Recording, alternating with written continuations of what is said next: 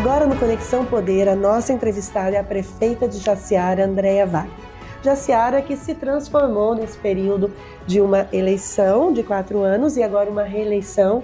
E basta a gente acompanhar um pouco do trabalho da Andréia para a gente perceber que toda essa experiência que ela tem ao longo da sua trajetória na assistência social, com um olhar muito especial para mulheres, para os idosos, para as pessoas, para a cidade, a gente já consegue ver a cidade transformada a partir desse olhar. Seja muito bem-vinda, Andréia, e ao meu lado a jornalista Karine Arruda. É muito bom te receber aqui no Conexão Poder, considerando que é uma prefeita que tem sido muito elogiada, especialmente pelos cidadãos, os moradores de Jaciara, mas também pelo estado de Mato Grosso.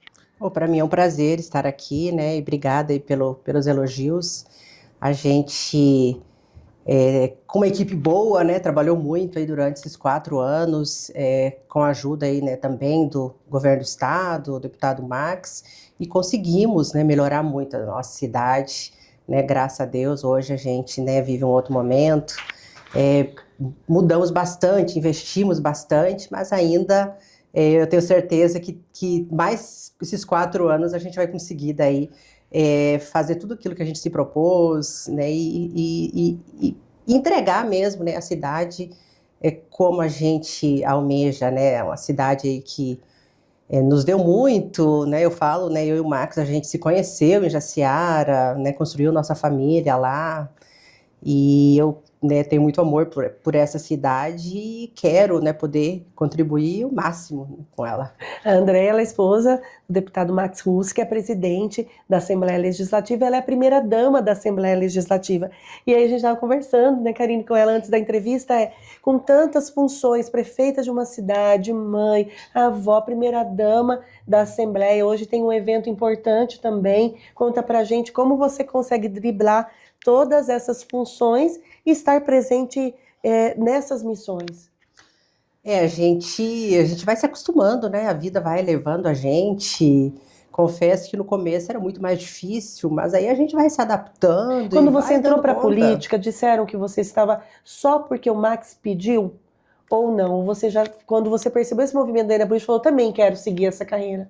Não, Ou ele já te pediu, ele que pediu para você entrar? Nunca, Foi você o desejo? Nunca, eu que quis.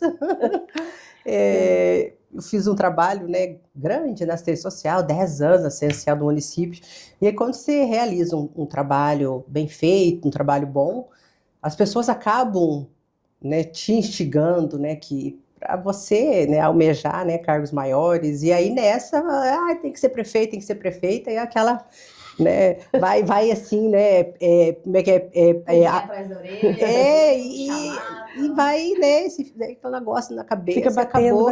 Acabou que eu cheguei à conclusão que eu poderia contribuir mais, né, com a nossa cidade, né, acompanhei o Max esse tempo todo, né, criei uma experiência aí boa e senti que eu poderia contribuir. E nessa tô aí já há mais de 4 anos, né, à frente do município, trabalhando bastante, mas a gente acostuma, né, o Max, né, com a vida corrida dele, eu lá em Jaciara, a gente se vê final de semana, eu tento acompanhar um pouquinho ele, né, dos compromissos dele, principalmente aquilo que é mais do final de semana, e assim a gente vai equilibrando, né. E hoje você está aqui para um compromisso na Assembleia, em Cuiabá. Isso, hoje é o lançamento do Bazar Solidário, que é esse bazar que há alguns anos já, né, tem feito aí sucesso, tem conseguido beneficiar, né, algumas instituições, e nossa equipe lá da Assembleia, do Social, né, conseguiu aí organizar, e hoje a gente vai estar lançando aí esse grande bazar que será feito em setembro. E já tem mudanças nessa edição em relação às entidades que serão contempladas? Geralmente eram instituições sempre de Cuiabá, né? Dessa vez tem instituição de Jaciara, de Tangará, né? Que é a esposa do Dr. João, e uma de Cuiabá. Então a gente vai beneficiar, né, 3 cidades aí com esse bazar. E de portes diferentes, né? É importante isso, essa descentralização. Isso, né? Eu tenho certeza que Jaciara, Tangará, né, vão contribuir muito também. Eu acho importante a gente falar, Ana, esse trabalho seu, prefeita, na assistência social do município trouxe muitos reflexos, inclusive para sua reeleição agora, né? Você foi reeleita, a mais votada da história de Jaciara, e eu imagino que nesse período, desde quando ocorreu a primeira eleição até agora, você tenha enfrentado muitos desafios nesse caminho. Quais os desafios que você aponta assim como os mais complexos, que talvez ainda estejam sendo resolvidos hoje, ou que você já conseguiu resolver, mas que foi um embate muito grande? Eu acho que o primeiro desafio era mostrar que eu era capaz, que eu seria uma boa prefeita, acreditar que uma mulher, né, depois de tantos anos sem ter uma representação feminina, e que eu pudesse fazer a diferença, que eu não seria uma extensão do Max, que o Max não estaria à frente, né, mesmo porque o Max construiu uma história, né, e aí tinha essa cidade machista, tradicional. Então, assim, eu consegui provar, né, com trabalho, a minha capacidade, mostrar, né, para que eu vim, e esse desafio foi superado, né. Hoje eu tenho respeito, né, tanto que, né, eu consegui, né, me reeleger aí com quase 80%, né, então isso mostrou que o trabalho foi avaliado e foi confirmado. Muito bem E você recebeu uma prefeitura em que situação? Quando você, lá na primeira gestão, foi uma prefeitura com folga para se trabalhar ou com muita coisa para colocar em ordem? Ah, bem difícil, né? Nossa, tanto que a gente até hoje pagou mais aí de 22 milhões, né? Dava para fazer muita obra, né, com 22 milhões. Inclusive... De dívida, prefeito? De dívidas precatórios que a gente está pagando ainda até hoje.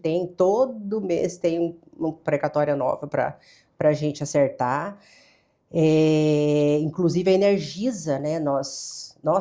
Quando a gente assumiu, estava a ponto da Energisa cortar a energia do Passo, e a gente nós ficamos 4 anos pagando esse parcelamento aí de quase 1 milhão por mês, né, e que agora a gente está aí, conseguimos, né, finalmente encerrar essa dívida, mas ainda com muitos precatórios. Então, assim, a gente tem bastante dívida para pagar ainda durante essa gestão.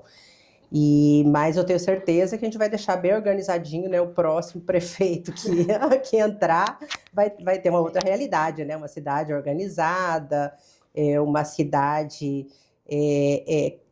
com muita infraestrutura que não tinha no passado, e que vai ser mais fácil, né? A arrecadação, ela não acompanha todo o projeto de obras e todo o trabalho que você executa no município de Jaciara. Quais são de onde você busca recursos? Você dialoga com o governo estadual, governo federal, as emendas, junta as forças? Como que é esse trabalho para conseguir reunir recursos para materializar todos os projetos? O nosso custeio de saúde, ou todas as obras, né, que a gente tem feito, são quase... saúde ainda tem governo federal. Agora, nossas obras são quase 100% recurso do governo do estado.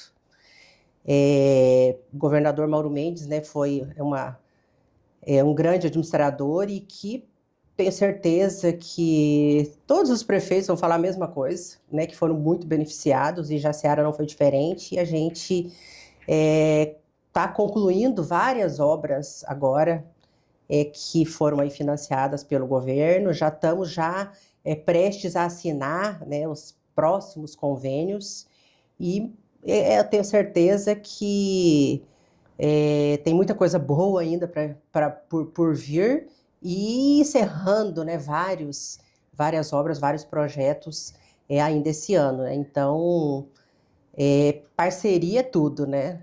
Senão não consegue. Sozinho Jaciara, né, não é forte, não tem um agro forte, né, um comércio muito forte. Então, assim, a gente...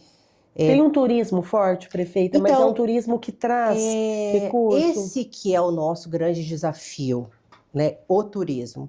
A gente tem um potencial muito grande, né? Mato Grosso, ele é muito forte nisso, né? Jaciara é conhecido, né, pelos esportes radicais, mas não, ainda é um turismo ainda meio tímido, né? Então agora o nosso desafio primeiro era organizar, né, a cidade, né? Agora a cidade está, né, já bem organizada, e agora a gente tem esse desafio, né, de que Jaciara realmente possa viver de turismo, né? Então nós temos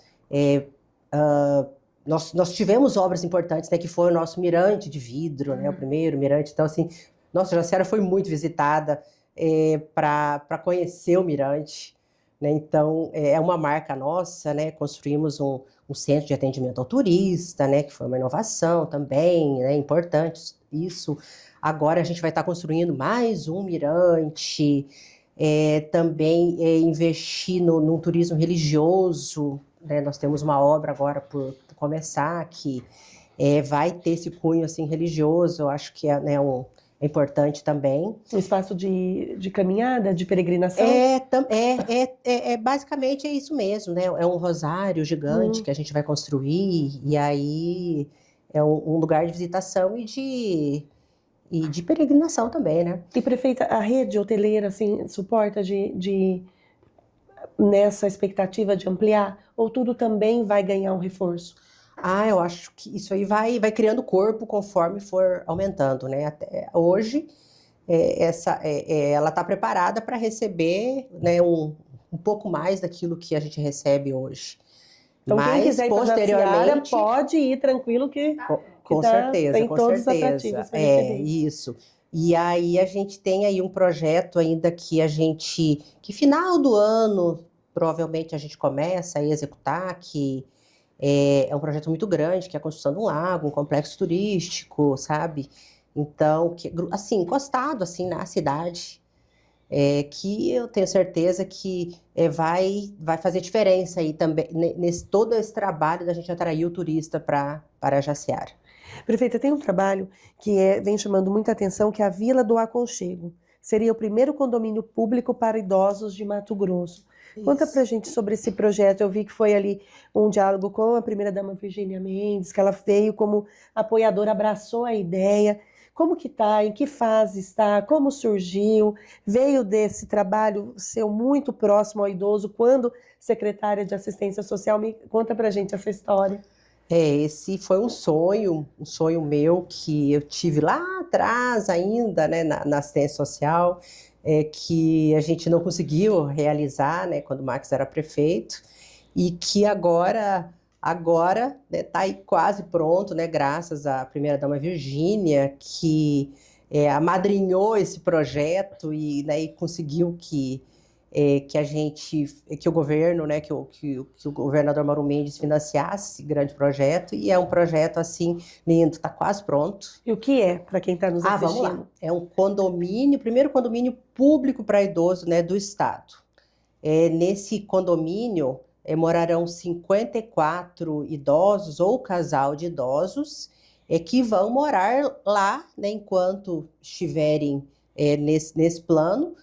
E o condomínio é público, né? Então, assim, toda a gerência desse condomínio, né, é do município, né? Eles vão morar nessa casa, que vai ser entregue já com móveis planejados, com eletrodomésticos. Acessibilidade, né? Com toda a acessibilidade. As barras nos banheiros. Isso, né? todo um local de encontro, de convivência, né? Salão de festa, piscina, academia, né? Então, nós estamos já preparando né, o projeto de executar as ações, né, dentro desse condomínio, né, de ter uma equipe para estar assistindo esses idosos, para ter esse acompanhamento, desde uma agente de saúde, né, só para o condomínio, a equipe, né, da assistência social ali dentro, atividades esportivas e tudo. Então, assim, vai ser muito bom, sabe? a gente poder entregar esse condomínio ainda esse ano, ainda a gente entrega. Para idosos, idosos que tenham autonomia. Exatamente. Que é diferente dos abrigos, não é né? isso, nós porque temos ele tem um que ter abrigo, autonomia, que lá tem abrigo. Isso, Jaciara tem um abrigo, né, que é administrada, né, pela maçonaria, né, muito bem administrado, e esse condomínio agora, não, esse condomínio é para esse idoso que realmente, né, consegue cuidar de si próprio, e uma localização ótima, porque fica assim, uma quadra da unidade de saúde, uma quadra de mercado, de farmácia, de igreja, então assim, uma localização muito boa para que ele possa fazer, a rodoviária bem pertinho, para que ele possa, né, fazer tudo ali que ele precisa ali, bem pertinho de casa. E a previsão de finalização quando é, prefeito? No máximo, agora tá faltando, tá faltando só os detalhes lá, né, só finalização de acabamentos, e aí a gente está só aguardando que o Estado repassar para nós o valor para a gente mobiliar. Né? Então, é isso aí que vai faltar agora, né? Daí licitar e a gente poder construir. Esse ano vai estar pronto. E pode ser uma inspiração e um modelo. E vai ser. Vai ser. O Estado vai replicar para outras cidades, né? Isso aí já está definido, que Jaciara teria o primeiro condomínio, mas que outras cidades também seriam aí agraciadas com esse grande projeto, né? E eu tenho certeza que esse é um projeto que marca, né, a nossa gestão, né? A gente tem cuidado muito bem da cidade. Agora, esse ano a gente consegue concluir agora 100% de asfalto, 100% de calçadas. 100% de asfalto na cidade de Jaciara? E calçadas. Calçadas também, nós estamos finalizando as calçadas. Começamos, desde o segundo ano que a gente começou a fazer calçada, que é um serviço demorado, né? E aí agora a gente consegue finalizar, né? Então a cidade fica muito mais limpa, mais bonita, né? As nossas praças, né? Nós temos 2 grandes praças agora que nós estamos... Praça das Flores foi inaugurada recentemente. Isso.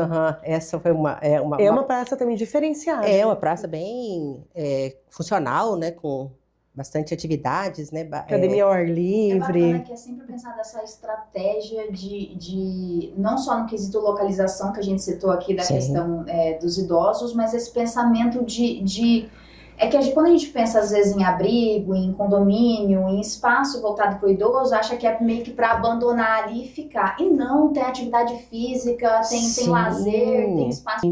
Assim, ó, falar fila zero... Não, porque claro que as coisas vão acontecendo de emergência, urgência, as doenças elas aparecem. Mas aquele histórico de pessoas que ficam anos esperando um atendimento, isso não existe. Existe muito pouco. Porque assim, o que eu ia comentar contigo era isso. Um dia eu ousei falar que nós éramos uma fila. Meu telefone tocou, era falou, eu tô aqui, tenho que fazer. Então assim, a saúde pública, ela dificilmente você vai conseguir fazer, olha, tá resolvido. Porque ela se movimenta, se revigora o tempo inteiro, dinâmica. Exatamente. Então assim, quando eu cheguei, eu tinha uma demanda reprimida muito grande. Eu eliminei aquela demanda reprimida e consegui fazer com que o expediente desse conta para aquela demanda de momento. Só uma parte, o senhor fez todo esse movimento da demanda reprimida, aí o senhor atribui o quê? A capacidade de gestão, busca de mais recursos, porque então havia essa demanda reprimida. O que o senhor fez com que eliminasse esse número considerável de demanda reprimida? É gestão, capacidade de diálogo, busca de recursos, o que mudou? É um monte de coisinha dessa aí. Mas assim, olha só, quando eu cheguei no momento pandêmico. Então, naquele momento, as cirurgias eletivas elas tinham sido canceladas, suspensas, né? Então, aquilo deu um boom em toda a saúde pública, não foi só nossa. Sim. Só que eu já trazia uma demanda reprimida. Então, nós chegamos à conclusão seguinte, que eu precisava de investimento, porque sem recurso não faz nada. Eu não consigo fazer cirurgia em ninguém. A minha equipe também não. A minha vice-prefeita, ela é minha secretária de saúde. Então, eu precisava de investimento, eu precisava de montar um fluxo que pudesse ter mais eficiência no pré, no pós e durante o processamento, seja lá qual for. Se fosse de consulta, se fosse de um procedimento, se fosse de uma cirurgia, assim fizemos. Montamos diversos mutirões, sábados, vários domingos, feriados, saúde do homem, saúde da mulher, saúde da criança. Fizemos com que as nossas especialidades, nossos atendimentos das especialidades fosse mais ampliado, com recurso, tá? Trabalho e recurso. Fizemos uma contenção de despesas em diversas áreas, para que eu pudesse aumentar em mais 1, mais 2, mais 3% o investimento na contratação de especialidades médicas, para que eu pudesse ter o pediatra, o neurologista, o obstetra, o ortopedista, o neurologista, e com isso eu esvaziei as filas. Então foi com estratégia, muita estratégia, com recurso, logicamente, com operação, com equipe, com pessoas que estavam ali realmente dedicadas, sabendo fazer aquilo. Então, essas mudanças que você disse aí, eu citei a educação, falei um pouco da saúde. Antes de nós começarmos aqui, eu tinha dito para vocês que nós ficamos 364 dias sem ter roubo em Campo Verde. Não foi por acaso isso. Isso foi pro Guinness, não foi não? Não, ainda não chegou. Faltou um dia. Faltou um dia. Faltou um dia. Agora, por quê? E nesse um dia, roubaram um drone. Roubaram um drone. Aí quebrou minha estatística. Mas isso por quê, né? Mas tudo bem, ficou 360. Sim. Porque, na verdade, existe uma diferença de roubo e de furto, né? Sim. Assim, nós ficamos 364 sem ter roubo. Não se tem fazendas roubadas em Campo Verde. E violência extrema, estupro. Roubo é aquilo que há um certo tipo de violência, ou é a mão armada, ou é a pessoa rendida. O furto não, é quando alguém entra na sua casa sem você estar... Pega uma bicicleta ali, né? Isso aí tem, né? E crimes mais graves? Aí que tá. Por exemplo, assim... Homicídios. É interessante, Ana, a prefeita, citar essa questão da rede de apoio, porque às vezes quem está assistindo imagina que a rede de apoio, num pensamento meio preconceituoso, que não é tão importante, que não faz diferença, que isso não vai impedir de algo acontecer. Mas impede, por quê? A gente lembra de um caso, dos poucos que tiveram realmente, proferindo a palavra sua, prefeita, um dos poucos casos que nós tivemos aqui, que eu me recordo agora de Jaciara, que aconteceu em setembro do ano passado. Foi, acho que praticamente o único que a gente chegou a noticiar de fato, e até levando em consideração que a gente está no 6º mês desse ano, então realmente o quesito violência lá está bem mais tranquilo do que em outras cidades. Nós tivemos um caso no final do ano passado, por volta de setembro, de um homem que matou a ex-mulher e o namorado dela, pegou os corpos, colocou dentro de um carro, tacou fogo, acho que ficou conhecido, quiçá no Mato Grosso todo, no Brasil todo também. E aí que entra a questão da denúncia, porque ela teve medo de que ela fosse assassinada e ela não chegou a ponto de denunciar. Então, é importante deixar essa mensagem de coragem e saber que no município tem essa rede de apoio, porque às vezes isso faz a diferença na vida de uma mulher.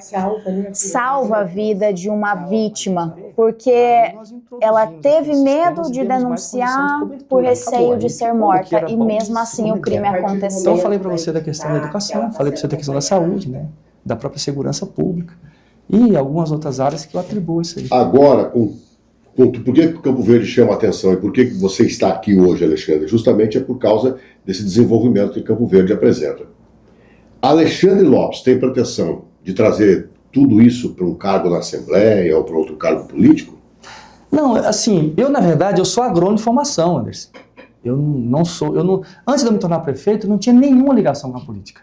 Como foi a ida para... Então, você não tinha nenhuma ligação política, aí se torna prefeito e depois reeleito. Então, assim, eu, na verdade, eu participava da política como todos nós participamos, né, escolhendo meu candidato, votando, né, defendendo aquele que a gente acha que deve ser, mas eu nunca tive nenhum cargo eletivo.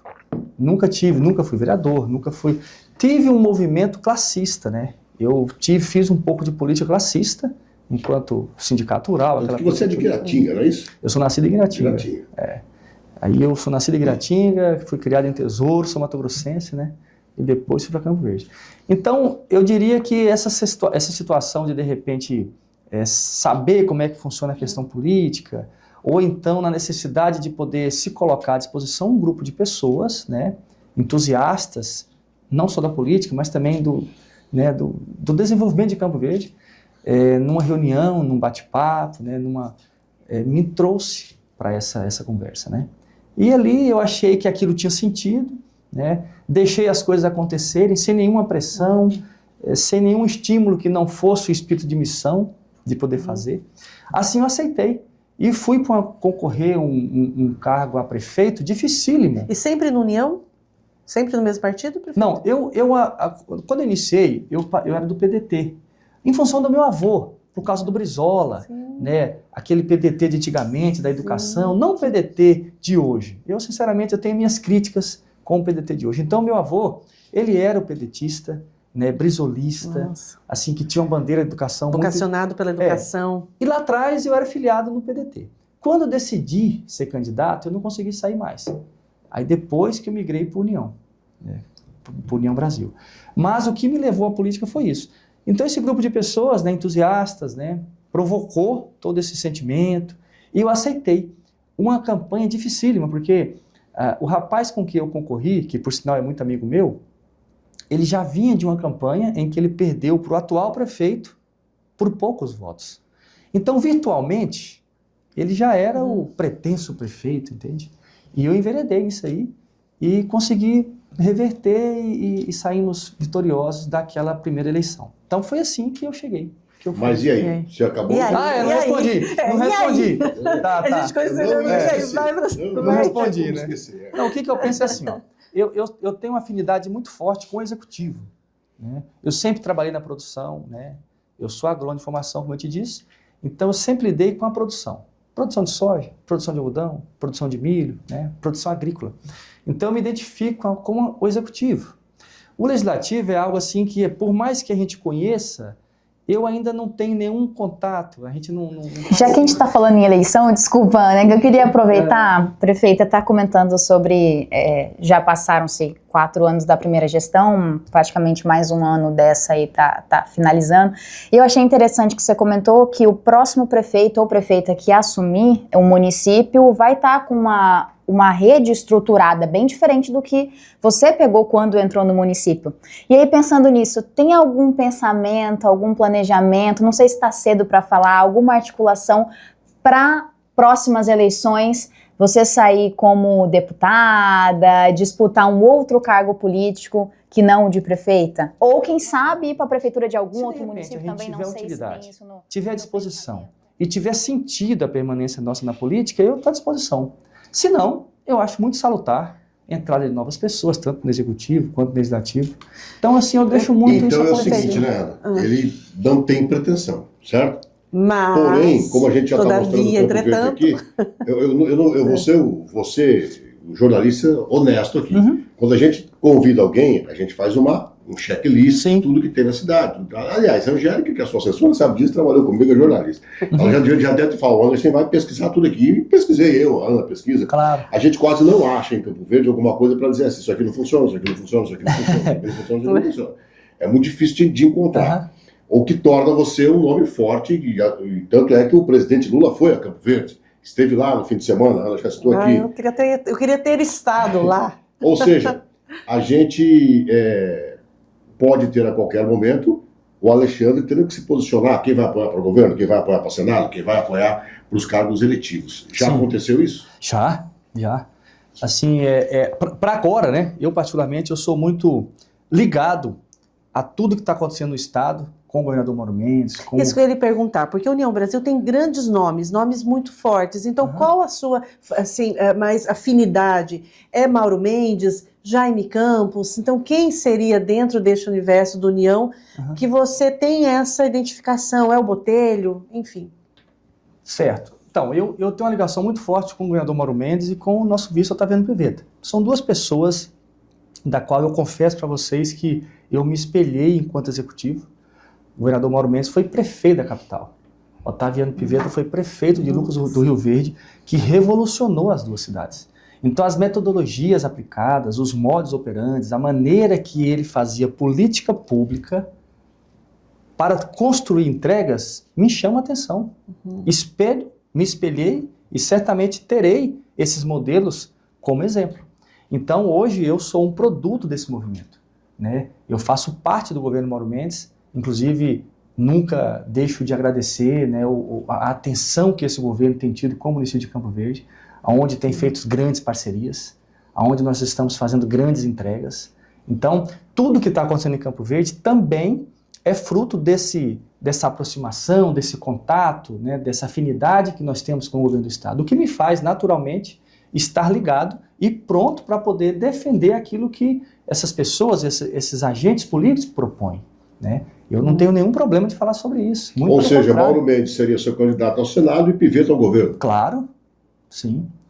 Então, assim, hoje essas pessoas no meu ponto de vista, e não só no meu ponto de vista, né, olhando a política da maneira que ela é, eles foram muito produtivos, efetivos. E cada um de nós temos nossos defeitos, eu tenho minhas virtudes, mas também tenho meus defeitos. Mas quando você coloca no balanço, são agentes políticos que fizeram e fazem muito para o Mato Grosso.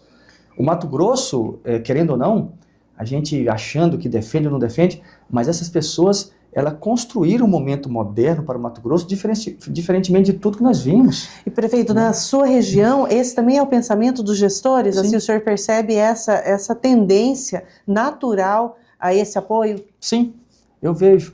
Exatamente por aquilo. Quando você me perguntou no início o que me fez ser bem votado, né, aquela coisa toda, eu te falei que aquilo foi fruto da relação de confiança que eu contraí com a população de Campo Verde. E isso aí foi em função das entregas, principalmente. Né? Eu comecei a me relacionar com a população com entregas. Não foi só com conversa, não foi só com visita, com um cafezinho, com tapa nas costas. Não. Foi com algo muito prático. E isso acaba consolidando esse relacionamento de entrega. Foi o que está acontecendo com o estado de Mato Grosso. O nosso município, a nossa região, tem tido estradas sendo abertas, estradas sendo pavimentadas. Estradas vicinais asfaltadas. Vicinais asfaltadas. Então, são políticas públicas que a gente nunca viu. Não é somente aquela política de repasse. Olha, estou repassando aí o não sei o quê, estou repassando aquilo que é... Não. São repasses de investimentos, sabe? E presença, né? Então isso muda a concepção política. E o segundo nome ao Senado? Não, esse a gente ainda não tem. Eu particularmente não tenho ainda, até porque a gente percebe que existe um movimento natural do Mauro, né? Pelo menos é o que a gente enxerga. Claro que a gente não sabe qual que é a decisão dele. Ele não veio ao público dizer isso. Não, ainda, né? ele publicamente nunca disse isso. Mas a gente percebe pelo movimento político que é uma tendência. Eu diria que se o Mauro se dispor a ser senador da República por Mato Grosso ganhará muito, né? Ganhará muito. Então, é o que eu vejo. Os outros nomes a gente não consegue entender, até porque não existe ainda, né? Tem rumores, tem conversas, tem especulações, mas não tem uma definição. Perfeito. Você acha que desculpa, Ana, você acha que esse embate dele com a deputada estadual Janaína Riva, você olhando lá de Campo Verde, isso é bom ou ruim para o Estado? Sempre ruim. Sempre ruim. Porque o debate político, muitas vezes, eles enriquecem o cenário.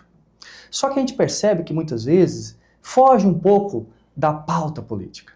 Aí não fica legal. Vai para o lado pessoal? Aí não fica legal. Né? Porque, muitas vezes, quem convive no meio sabe das coisas que acontecem, né? Então, assim, quando você vai expor para uma sociedade um movimento político e você expõe algo que transcende o que é política pública de entrega e de benefício da população, aí não fica legal. Eu acho, assim, que o Estado todo perde, né? Claro que quem é eu, quem somos nós para poder dizer a um e a outro o que fazer? Mas, respondendo a sua pergunta especificamente, eu penso que perde sim. Prefeito, o senhor tem uma vice-mulher, né? Novamente, ela foi vice do senhor anteriormente, né? E mulher. E qual o papel da mulher na política? Aqui nós temos também 2 assessoras, a gente percebe essa confiança no trabalho feminino. O senhor disse que a vice é secretária de saúde, então tendo espaço de atuação. Como é o trabalho da mulher na política pública de Campo Verde? Intenso. O trabalho da mulher na política pública é intenso. Intenso, né? É muito produtivo. Ter uma mulher vice traz um diferencial? Traz. E eu vou te falar... Eu vou sempre defender as mulheres. Não, e eu vou te fazer um comentário legal. Acho importante. Eu venho de um lar feminino. Eu perdi meu pai muito cedo, né? Eu perdi meu pai com 5 anos e fui criado pela minha mãe e pela minha avó. A minha mãe teve 7 irmãs. Eu me casei com a Rose e tenho 2 filhas. Então você percebe que o meu mundo...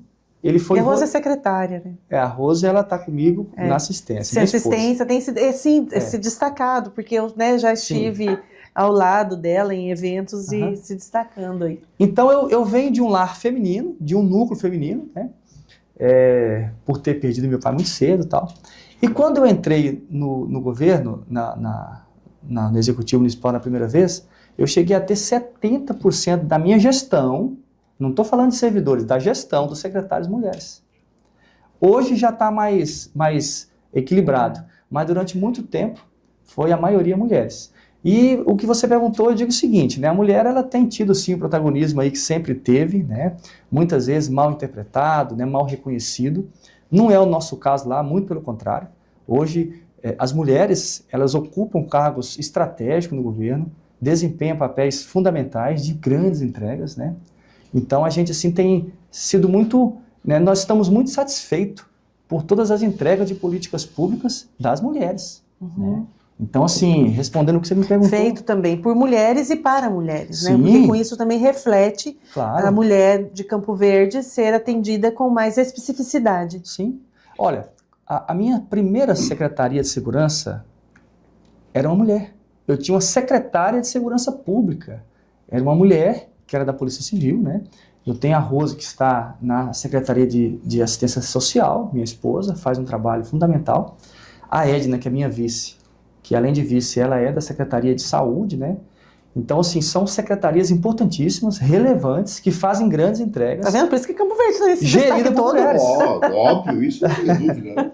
Mas nem tudo são flores, né, Alexandre?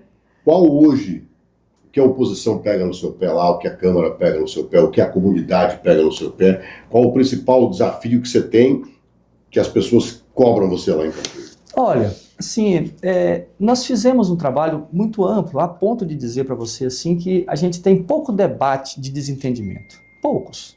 Campo Verde hoje é um município muito, muito tranquilo no ponto de vista assim, dessas grandes intrigas políticas. Eu vejo os municípios nossos vizinhos lá, cara, nossa, chega até a ser um pouco deselegante.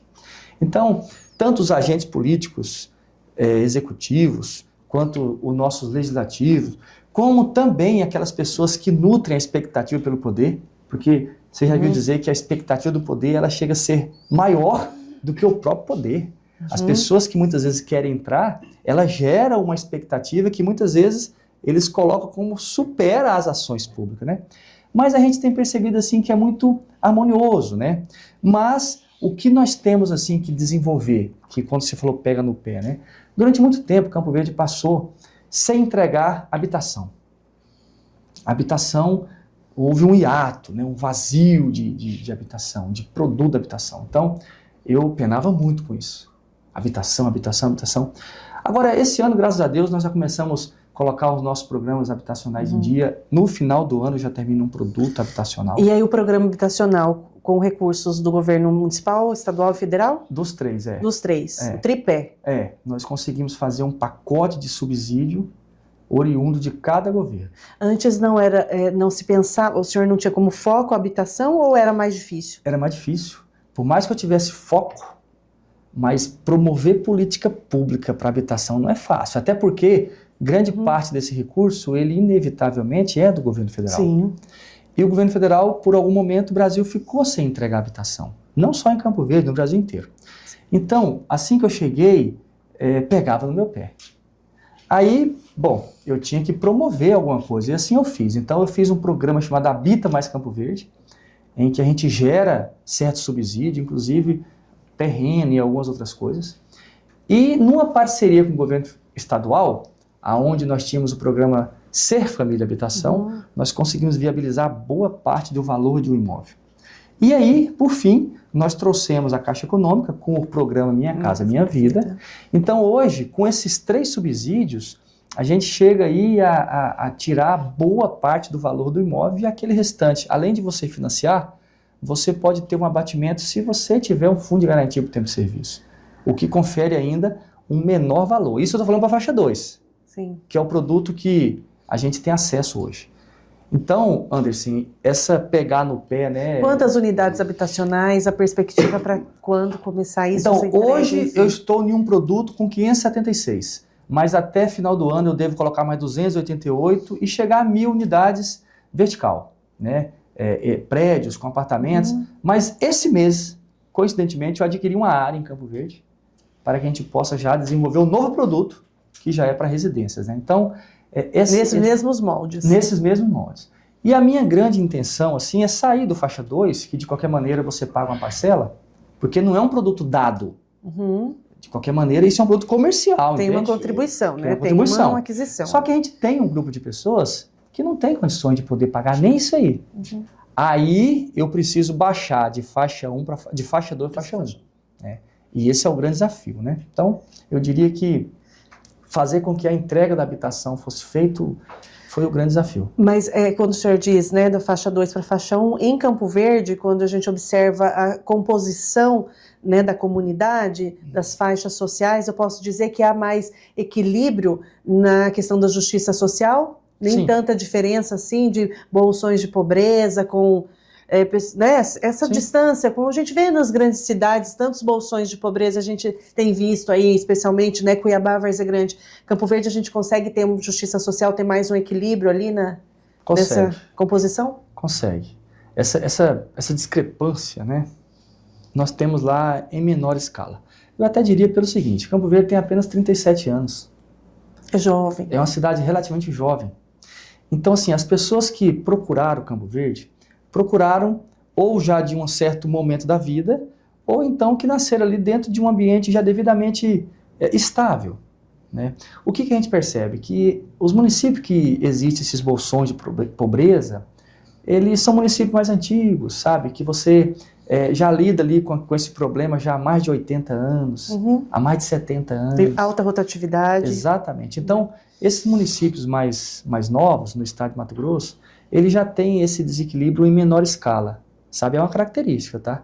Você pode perceber que o que eu estou falando aqui é uma característica. E a outra coisa também, assim, que eu digo, que talvez acaba nos né, favorecendo, no tocante a isso que você falou, é que as vocações de produção nossa acaba fazendo com que o movimento econômico ele seja mais distribuído. É perceptível isso. Então, você vai em municípios onde as oportunidades, né, de trabalho, ou então as oportunidades que você tem ali para desenvolver, criar sua família, ganhar seu dinheiro, ela é maior do que em outros lugares. Campo Verde é um desses ambientes. Sim, a escola técnica, né? Quando você diz isso, me remete muito à escola técnica, com essa possibilidade de cursos profissionalizantes para o jovem, como técnico têxtil. Sim. Então, que isso absorve. Então, o jovem, são políticas públicas que observa, né, pensa o ser humano nas suas mais diversas faixas etárias, sociais, gênero. De oportunidade. De oportunidade. Então, o jovem em Campo Verde, ele consegue estudar, Sim. trabalhar, porque tem municípios que têm esse desafio, que é um desafio ainda maior, que muitas vezes ele tem que se movimentar para outros lugares. Ali a gente tem, o jovem tem esse espaço também, né, prefeito? Você tem ali um grupo de pessoas que talvez, né, por uma questão de condição financeira, ou então, pela inserção dele, ele consegue galgar algo maior. Busca uma formação superior, né? Tem aquele jovem que talvez ele não tem condições financeiras de poder buscar isso, ele tem que ser... Para trabalhar em Jaciara, ou a cidade em si é o suficiente, até pensando nessa questão do turismo, né, que vocês estão incentivando. Como é que está essa situação? Olha, se a gente tinha algum desemprego, né, com a construção da ferrovia, eles captaram toda a mão de obra, né? E, inclusive, ficou... hoje, daí, tá faltando muito, principalmente na construção civil, né? Assim, a prefeitura mesmo precisa, né? As empresas, as construtoras, né, que constroem nossas obras, acabam levando gente fora, porque não dá para contratar 100% em Jaciara. Então... eu não sou hipócrita de falar assim, que tem muita oportunidade para o jovem que estuda, que tem um nível superior, né? A gente para esse jovem, né, falta oportunidade, mas o restante não tem desemprego, né? Isso eu posso falar. A gente tem, né, todo dia vagas no Cine, né? Todo dia tem, né, as nossas grandes empresas lá sempre estão ofertando vaga de emprego e nunca consegue aí suprir, né? O jovem, né, precisa de mais oportunidade, que a gente vai trabalhar para isso, né, se Deus quiser. E até porque a transversal, fora... né, prefeita, precisa ter também a questão de governo estadual, de governo federal, né, para criar estruturas de universidades mais públicas ali, criar todo um polo voltado para o jovem, que não é só o município. O município, né? É verdade. Nossa, Karine, a gente indo para a finalização aqui da entrevista, já quero ir para Jaciara também. Eu quero rever Jaciara. Fazer um rafting. Não é? Eu fiz rafting em Jaciara quando eu era adolescente. Então não vou nem falar quanto tempo faz isso. Na hora de fazer né? de novo já. Vontade de voltar, e especialmente porque a gente consegue perceber por meio das notícias, acompanhando suas redes sociais, todo esse trabalho comprometido com Jaciara nesse processo de transformação.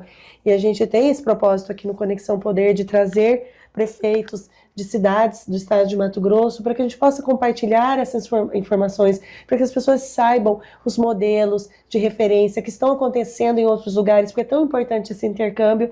Eu quero agradecer demais sua presença, fique à vontade para suas considerações finais, para acrescentar algo que a gente, né, possa não ter lhe perguntado, mas que é importante pontuar. Não, só agradecer mesmo a oportunidade. Foi um prazer estar aqui, estar falando aí para todos vocês que estão nos assistindo. Jaciara, como eu falei, é uma cidade, né, muito acolhedora, muito tranquila, uma cidade boa de se morar e uma cidade ótima para se visitar, né? Então, mais um destino turístico, a lá conhecer a nossa Cachoeira da Fumaça, né, a nossa Cachoeira da Mulata, o Vale do Chico, o Cânion das Índias, né? Então, assim, nós temos um turismo aí diversificado e aguardando aí a sua visita. Muito obrigada, prefeita. Seja sempre muito bem-vinda aqui ao Conexão Poder. Obrigada, Karine. Obrigada a você que acompanhou nossa entrevista. Compartilhe, nos ajude a levar essa informação para mais pessoas, porque a gente quer trazer aqui o estado de Mato Grosso em debate, mas trazendo informações que possam, de fato, transformar a vida das pessoas. Muito obrigada, até a próxima entrevista.